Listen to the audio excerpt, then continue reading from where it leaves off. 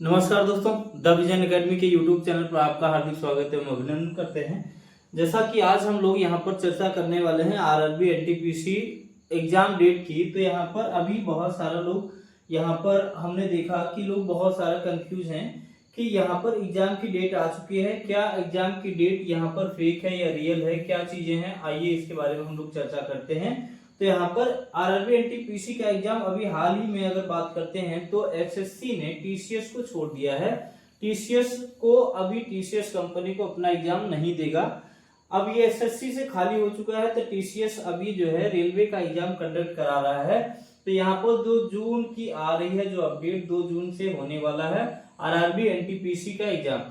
तो भाई आप यह लगभग मान सकते हैं, क्योंकि अभी कोई एसएससी का एग्जाम टीसीएस नहीं करा रहा है। तो अगर टीसीएस नहीं करा रहा है तो इसका मतलब यह है कि टीसीएस खाली हो चुका है। इसके अगर बात करते हैं तो अब यह एग्जाम करा सकता है। तो टीसीएस यहाँ पर इसका एग्जाम 2 जून के बाद यहाँ पर या जून में आप मान सकते हैं कि आपका यहाँ से जून में तो आपका एग्जाम होके ही रहना है, ये हो जाएगा एग्जाम।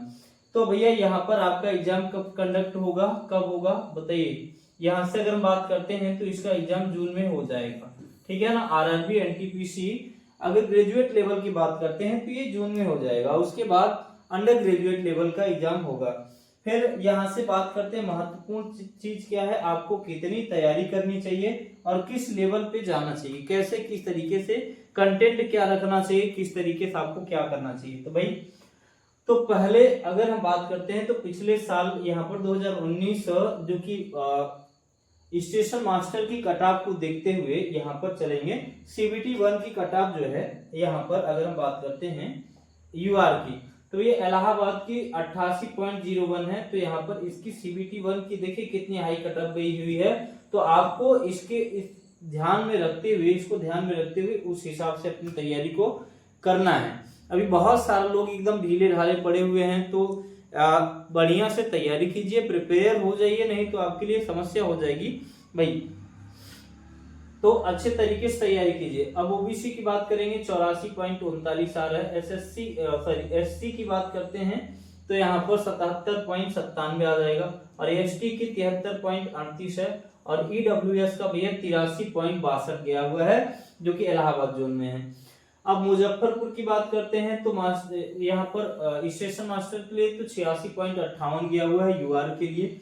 और ओबीसी की बात करते हैं तो ओबीसी के है 80.54 और एससी की बात करते हैं 67.82 और एसटी की बात करते हैं यहाँ पर देखिए एसटी में थोड़ा से यहाँ पर इसका कटऑफ ज्यादा गया हुआ है, क्योंकि एसटी की वैकेंसी बहुत कम थी यहाँ पर। तो इस तरीके से यहाँ पर कैंडिडेट के हिसाब से गया। ईडब्ल्यूएस का 81.24 है। और रांची की बात करते हैं, रांची में यूआर का कटऑफ 85.62 है। यहाँ पर ओबीसी का 82.05 है और एससी का 70.92 है और एसटी का यहाँ पे 64.89 है और ईडब्ल्यूएस का 77.10 है।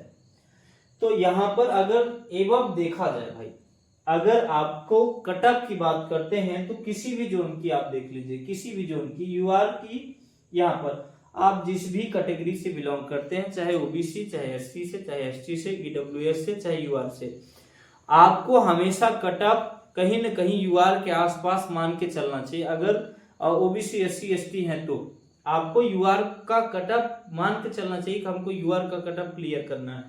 तो यहाँ से भाई आपको लेवल आपका बढ़ना चाहिए। यहाँ से अगर बात करते हैं तो देखिए सबका अगर कटऑफ की बात करते हैं तो आपका यूआर की कटऑफ की बात करते हैं तो ये कहीं ना कहीं 80 से 90 के बीच में, 80 से 90 के बीच में आ रही। तो आपको यहाँ पे नॉर्मलाइजेशन हो करके आया हुआ है, तो आपको यहाँ पर सेफ अगर करके आना है तो आप ओबीसी, एससी, एसटी कैटेगरी से बिलोंग करते हैं तो भैया यहाँ से आपको कम से कम 85 नंबर तो करके आने हैं, ठीक है ना। यहाँ से आपको अगर बात करें, हालांकि यूआर को 85 नंबर और एससी ओबीसी की बात करते हैं तो 80 नंबर भी यहाँ पे आ जाएगा, तो यहाँ पे हो जाएगा, ठीक है।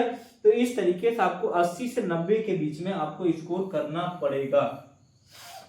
तो इस हिसाब से तैयारी कीजिए ताकि आपका रिजल्ट हो सके। तो ठीक है, इसी के साथ बहुत बहुत धन्यवाद आपका।